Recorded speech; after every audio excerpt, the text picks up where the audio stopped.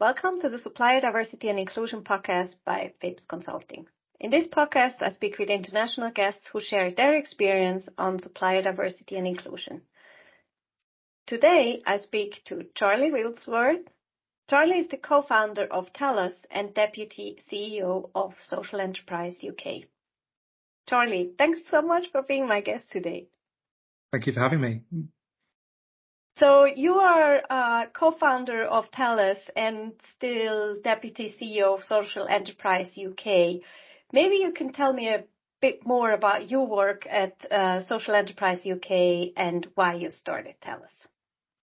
Sure. So I joined Social Enterprise UK in 2012, so 12 years ago, and quite early on in my time working for them, began our work around engaging with particularly corporate supply chains, public sector supply chains around how they engage with social enterprises.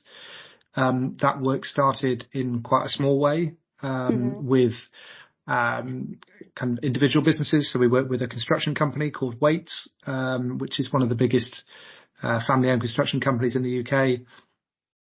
Then we picked up a big global client in Johnson & Johnson in 2013 and kind of started thinking this was an area where we could really expand because it was an opportunity to create business opportunities for our members, for social enterprises, which is what Social Enterprise UK is all about, but also to create value in terms of how we could help these businesses to think about the opportunities that they could have to spend money directly with social enterprises. This was money that they were spending anyway, that they could have a greater impact in spending that with these businesses that have a social and environmental mission in terms of what they do.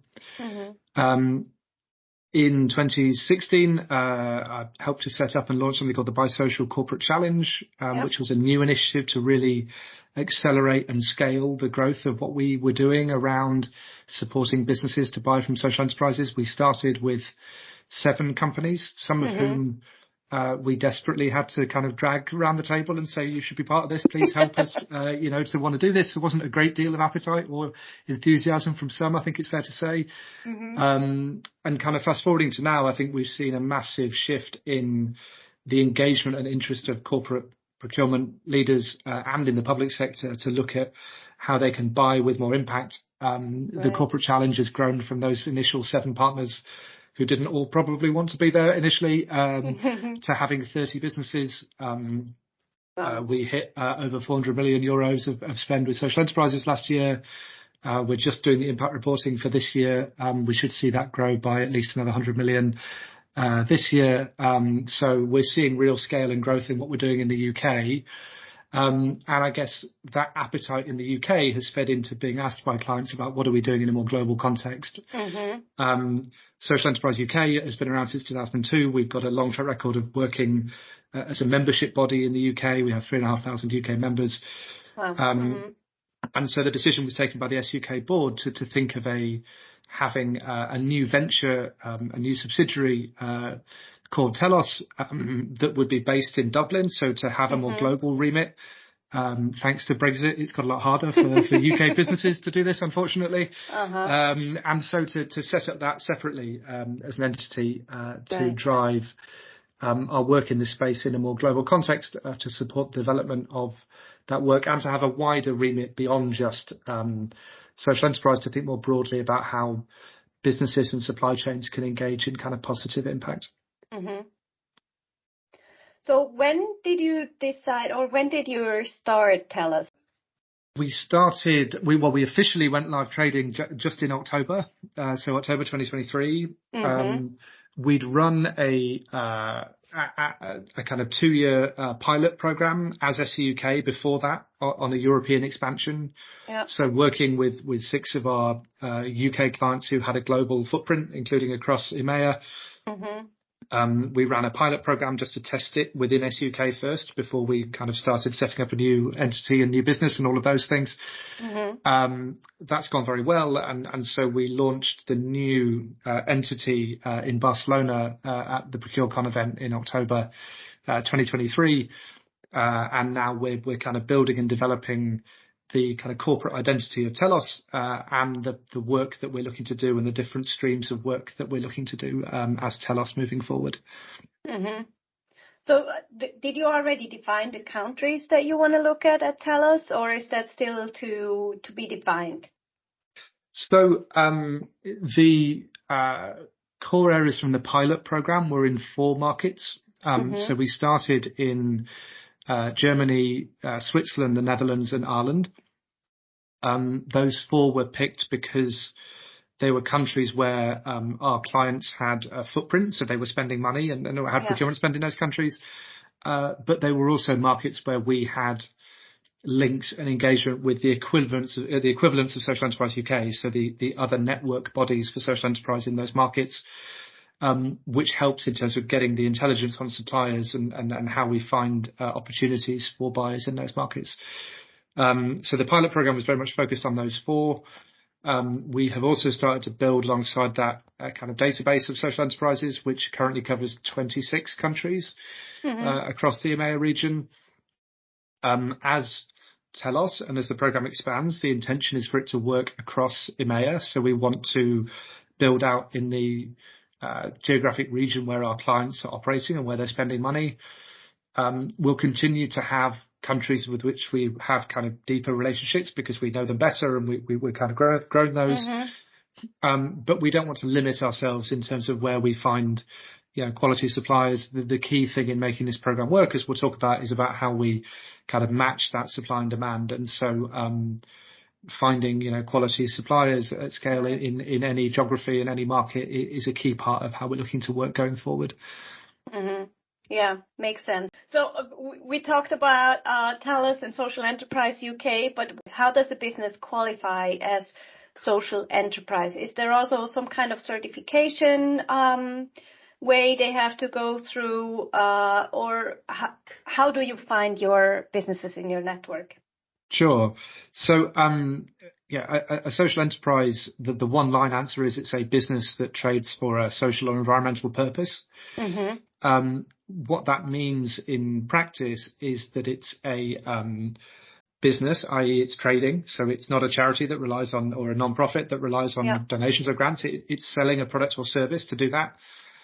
And it's doing that for a social or environmental purpose, which means that it is constituted legally to exist for that purpose first. So it's not a mission statement on a website that says, we exist to do good, or we're here for our communities, or it's legally set into the way in which the company is set up, that it is owned and exists for that purpose. It primarily and secondarily exists in order to trade in the market that it's operating in.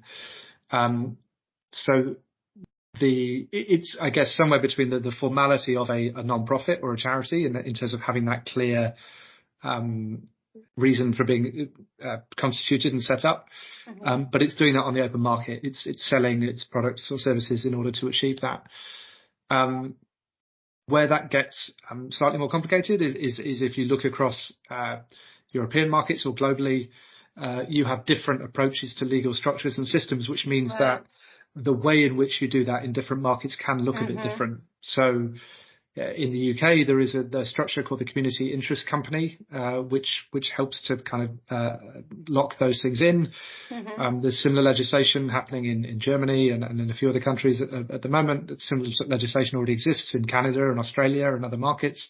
But in other areas, you'll see other legal forms being used. So cooperative structures, for example, in places like Italy and Spain,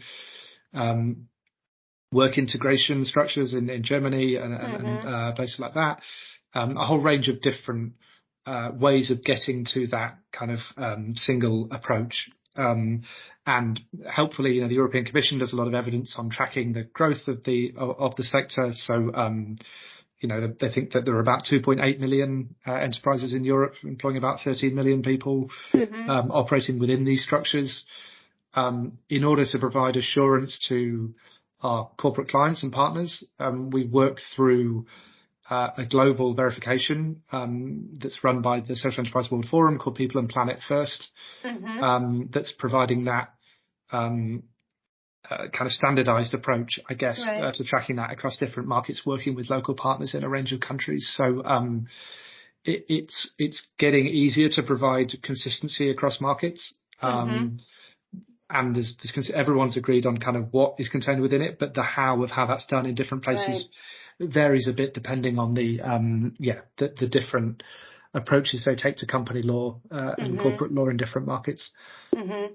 So it's really not about ownership and control like in the other constituencies, agencies for within supplier diversity and inclusion.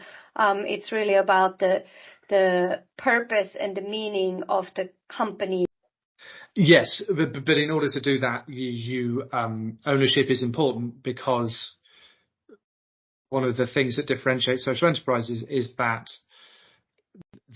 because they're owned in the interest of their mission, that can't be changed by an individual. So if you were if I owned a social enterprise, well, firstly, I can't own more than half of the business. And the reason for that is that it can't be possible for me to change the purpose of the business. From one day we exist to, employ people with mental health issues, and then the next day I decide, actually, no, we're not doing that anymore. We're just going to do this. So all of those things around the governance and legal structure and so on are all about how do we set them up in perpetuity to exist for that purpose. So that can't be changed by an individual or by an investor who says, oh no, stop doing that. You'd be more profitable if you did this. That's not the point. So it's quite fundamental to how the organisation is set up, because it needs to continue to operate in the interests of that mission. Right. And I guess it's really something where a lot of corporates looking at. I mean, you mentioned you had 7 companies who signed the Procurement by Social Corporate Challenge. It increased to 30. I remember I had a chat with Andy Daly, and he said, well, you need to hurry. If you want to sign it, you need to hurry. Places are filled up quickly. So I guess then with ESG and all these reporting requirements we face in the EU or in Europe, so how can corporates engage with you if they are interested in joining TELOS or Social Enterprise UK or any other social enterprise entity? So just firstly on the ESG point and kind of how we're thinking about that, one of the things that we're doing as TELOS is taking a slightly broader approach around how we work in this space to the way in which Social Enterprise UK, obviously as the membership body for Social Enterprise, is approaching this. And we've got kind of 3 core beliefs that we've written out around how we're approaching our work. The first is around the idea that supply chains are the engine rooms of responsible business. So we see that, or we believe that, along with many others, that if you're serious about being a responsible business, if you're serious about thinking about how you operate differently and you engage with people and planet and across ESG, your supply chain is the place that you have to be doing that. It's where most of your footprint exists. The second one is around seeing supply chains as areas of opportunity for impact and not just areas of risk. So a lot of the approaches from businesses and procurement leaders, and a lot of the approaches to ESG, frankly, are around trying to cut out the bad things, to use a non-technical term, or reduce the number of things or negative impacts that we're having across the spectrum, whether that's around the environment, whether that's around net zero, whether that's around labour relations, a whole range of things that we could talk about. We don't want the bad stuff in our supply chain. What we want to say is that actually supply chains can also be areas of opportunities to do good things. You can go above and beyond the bad things. And the third one is that social enterprises can be catalysts for that behaviour. So when we look at what we've done through the Bisocial Corporate Challenge in the UK, that 400 million euros of spend, that is creating positive impacts through doing that. It's not just, how do we get one supplier that's got, is doing these contributions around sustainability and has signed up to these pledges around paying a good wage to its employees and so on, to getting in an enterprise that is creating jobs for people that really struggle to find jobs, or is creating genuine circular economy in an area where that's not happened before, or is using its profits to support clean water projects in Africa, or doing a whole range of incredible things that go beyond what any business would have an expectation for a supplier to do, but that creates an impact for them. And so what we want to do is, as TELOS, is to talk about the big macro picture of supply chains areas of opportunity, and that we see social enterprise as a tangible way of engaging with that. Because I think the other point, to come back to how businesses can work with us, is to say that it's hard. There's a lot out there. ESG is a massive topic. Right. The number of ways in which you can engage, the number of reporting requirements, the number that it's very easy to get kind of bogged down in just trying to keep afloat with the number of different things that you have to sign or keep up with. And I'm sure a number of your listeners will kind of empathise with that. And what we want to say is, look, buying from social enterprises is a really tangible, easy way to do more across this whole spectrum. They're not just delivering on the E or the S or the G on their own, but they're across all of them. They're doing, and they are going above and beyond what any normal a supplier will do what you ask them to, right? If you say we expect these things, they will do those things. Some of them might try and cheat or lie or go behind it, but most of them will do it, and a lot of them will do it very well and very capably. Social enterprises will go above and beyond because that is in their DNA. That's how they're set up to deliver and operate. And that's incredibly exciting, but also very tangible. And so the opportunity, the offer we have for corporates really is to, by engaging through us, to engage with this economy that is looking to operate in a totally different way, with all of these social enterprises that are delivering differently. And by buying from them, you are tapping into the innovation, the impact, the opportunities that they have to engage more. And we try and do that in a way that makes it as simple as possible for businesses. So we have a kind of standard to be part of the Bisocial Europe program. There's a kind of standard subscription each year. It's 20,000 euros a year. All of the details are on our website. It's very clear and transparent and upfront. To be part of the network, to be engaged in meeting all of these social enterprises, to find suppliers. As we've done with the Corporate Challenge, we're reporting on all of that spend, but we're doing that collectively. So we're not interested in creating a league table or saying that, Johnson & Johnson have done more than SAP this year or anything like that within our partnerships. It's about the collective impact of that. So on the Corporate Challenge, we'll talk about, the 3,500 jobs that have been created by all of our partners, because it's a collective commitment. We'll talk about the millions of euros that have gone to support, good causes and good projects, again, collectively from all of the spend of all of the partners. So we provide all of that kind of wraparound support. We work with all of the national intermediaries and partners in different countries to try and make it as easy as possible for people to engage, because we know how difficult it is for procurement people to find the time or to find new things when there's so many different things going on out there. Yeah.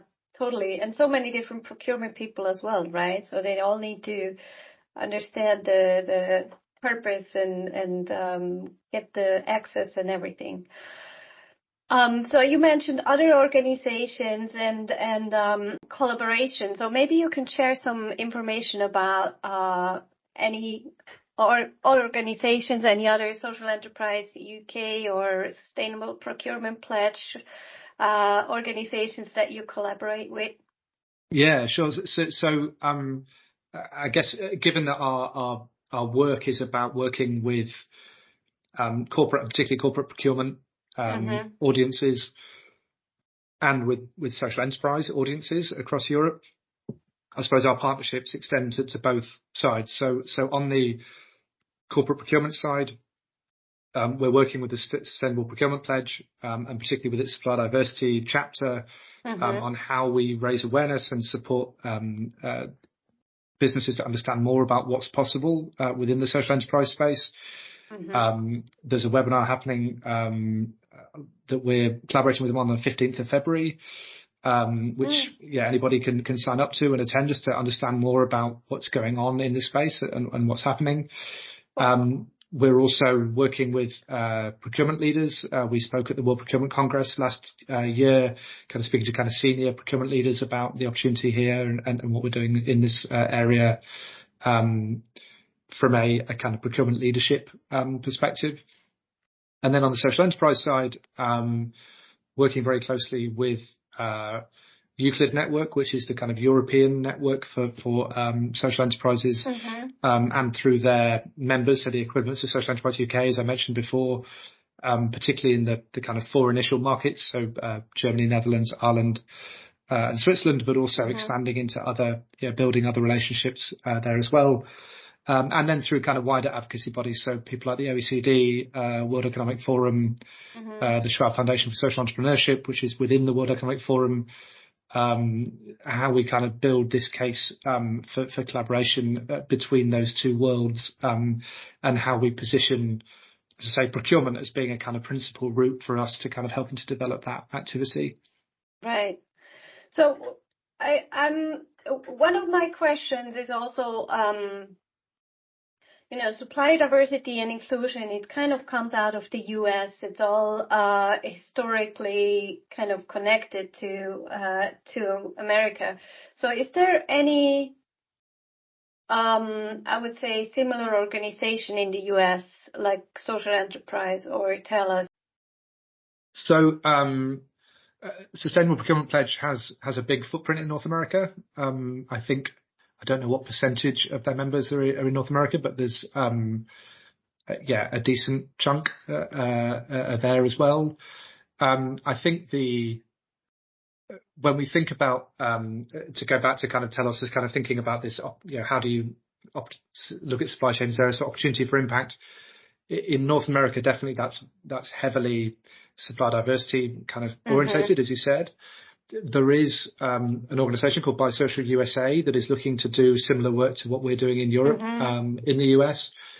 The market for or the kind of social enterprise supplier base in the US, there hasn't been the same national coordination or regional coordination that you've had in Europe, where there is. So there is something called the Social Enterprise Alliance in the US, but it's quite state by state in terms of where there is strength and weakness. There's less of a federal presence around it. There is very strong global examples in other areas. So in Canada, for example, Bisocial Canada is a very strong network and it is doing a lot around this space. In Australia as well, Social Traders in Australia, again, very strong on this. The US, there's a lot of appetite and interest, but it tends to be very supply diversity focused in the sense of looking at the individuals that own and their characteristics. So, women owned, veteran owned, minority owned, and so on, disability owned, and all of those things. I guess where we see social enterprise and social procurement, it is partly falling within that broader initiative with some businesses, particularly those that are US headquartered or based. So I mentioned Johnson & Johnson earlier. They were an early signatory on the $1 billion roundtable in the 90s, which was all around kind of developing the whole supply diversity piece. Right. We started working with them because essentially the US business asked the EMEA business, what are you doing?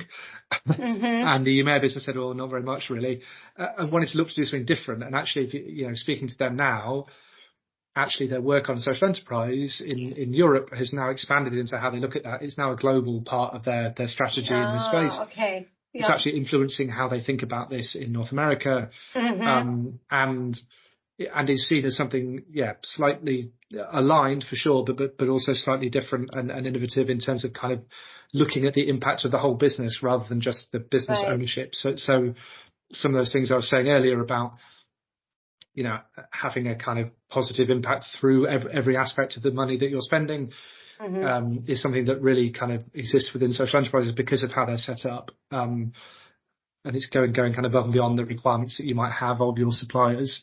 So we're definitely seeing, one influence the other, and vice versa. I think, in terms of the European supply diversity movement. So there's, ESDP that also launched last year. We Connect and other bodies, kind of advocacy bodies in the European space. We're also looking at kind of what this looks like, and I think the from a legislative perspective, certainly most of the historic energy and focus has been around looking at impact in terms of, social, environmental, economic impact, whether that's, the European Procurement Directive, the Social Value Act in the UK that we were very involved in writing. It's quite different to where in the US, where legislation has been around supply diversity directly. It's been saying, you must do more of this. In Europe, it's tended to be slightly more holistic, I guess, and talking about we want a positive social, economic, and environmental impact without specifying how you need to go about doing that. Yeah, it's more in addition, or it's kind of supporting each other. Yeah, I think so. And also, you've got in Europe, there are some real challenges for US style supply diversity, in places like France where you can't ask any of the questions that you'd ask in the US on supply diversity because you're not allowed. I think there's different cultures and historic approaches to this that do influence the way in which businesses think about this. I think that from our focus from a TELOS perspective is around talking about the impact and the opportunity for positive impact that social enterprises can have, whether that's through a supply diversity initiative or through a direct approach to thinking about ESG and procurement, thinking about how they work in different ways with different sorts of suppliers. There are different jump off points for different businesses, depending on their approach as well and how they're thinking about it. Totally. So you mentioned a lot about impact and all that, but first you also need to find these social enterprises. So how do you find them, or do they find you? Principally through networks. We get some people that approach us directly and at increasing numbers, and obviously that's great. And we're always happy to speak to suppliers or potential suppliers if any are listening to this. But I think we're very reliant on working through our partners. I mentioned Euclid Network. And there's a specific European Commission funded program by Social Europe B2B that we're part of with them, that's in 18 countries across Europe, and working through our equivalents, working through networks, promoting and talking at these events, kind of doing a lot of work on the social enterprise side to create awareness of the opportunity is the most important thing in order to identify suppliers. And also working through our clients. So from a corporate perspective, we can work with them to identify suppliers within their existing supply chain. We can speak to them and identify them. It's also been quite an effective way. And as the network grows, and what we've certainly seen with the corporate challenge is it's got to kind of 30 businesses, is actually that becomes a very effective way of increasing the market opportunity for social enterprises, because corporates take a lot of comfort from suppliers that are working with other corporates, and you can start to create kind of more opportunities through that. And there's a kind of ripple effect that you see from that, where once you've got the first contract, getting the next 2 or 3 can be easier. Right. And speaking of that, are there any success stories or impact that you can share that you achieved with Social Enterprise or UK, I guess, because TELOS has only been there for a couple of months? Yeah. So, I think, as I mentioned, the corporate challenge, is, probably because it's been running for a few years, we've got kind of some really effective impact from that. Let's talk about in euros, but in pounds, 350 million pounds, spent last year. So actually that's probably a bit more than 400 million euros. It's probably more like 450. We know that's created 3,400 jobs through that spend. And as I said earlier, that's not just kind of jobs that pay a living wage and stuff like that, but that's jobs for people who are furthest from the labour markets. That might be people who've been long-term unemployed, have mental health problems, might have been homeless, might have been in prison, or a whole range of things that might have affected them in the past. So it's creating jobs for those that kind of need it most, in that sense. We've now got 1,430 kind of social enterprise suppliers. So we've really grown the number of suppliers we have. And I think one of the statistics within that I'm most proud of since we started is that one of the big things is about scale for a lot of corporates. It's kind of where are the big suppliers? How do we create growth?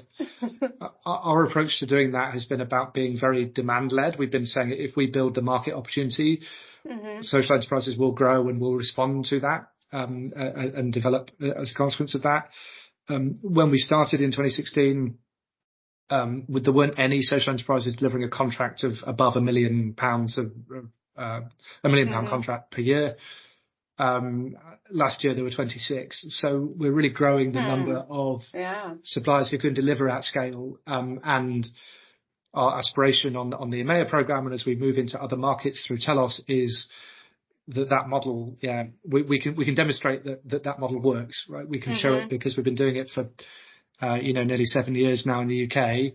That if we build that demand and that opportunity, the supply market will respond to that. And I think that's we're going back to a few years ago in the UK program, because we're just starting the European program really. But that's the exciting thing for us, is that we know that impact can be achieved through this.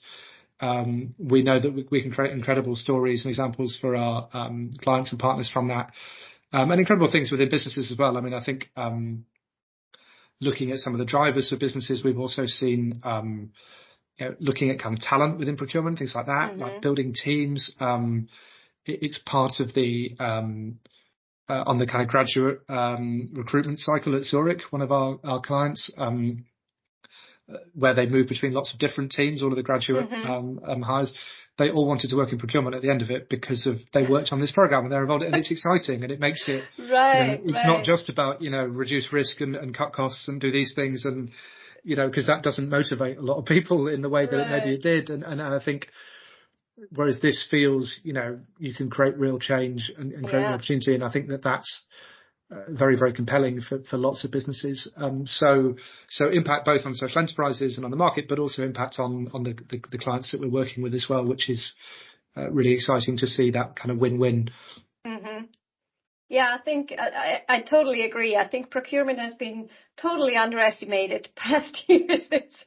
It's really a place where you can create real impact. And I love that you mentioned that, because that's really a great input. So unfortunately, we're almost at the end, and I was just to ask you one last thought or advice that you would like to share. I mean, I think the big thing I would say, and that I say to any kind of, certainly if you're in a procurement role, is have a go, make a start, do something. It doesn't have to be that you join the TELOS program or kind of get buy-in from your manager to do things, but even, look at the examples on our website, look at what's out there from a supplier basis, speak to them, and look at whether there's opportunities to engage any of these social enterprises. That could be starting in a really small way. That could be where you do your next team away day, or your next lunch or your next event. Just do something that gets you going on this journey. As I say, I think it's an incredible and tangible way of having an impact. So make a start, I think, would be my main piece of advice for corporate buyers. And similarly, if you're in the supply market, I think there's huge opportunity for social enterprises who are working in B2B markets, and we'd love to help them to develop in it. Yeah, totally. I'll put some links to Social Enterprise UK, TELOS, to your event on February 15th, collaboration event with the Sustainable Procurement Pledge. I'll put them into the information of the episode of this podcast, so people have access to it. And for any business out there, check out what makes you, or what's the qualification, what's the definition for social enterprises, and sign up if you qualify. Thanks so much, Charlie, for sharing all your insights and information and impact that people can achieve, or procurement can achieve, with working with TELOS and social enterprises. Thank you. If you want to make your supply chain more inclusive or want to know more about TELOS, reach out via fipsconsulting.com or Fips Consulting on LinkedIn. Listen in to my next episodes when I speak to more experts about supplier diversity and inclusion and the impact on their business or organization. Reach out if you have any inputs or topics around supplier diversity and inclusion you want me to talk about, or if you want to be part of my podcast. Thanks much for listening, and bye, Diverse Owned.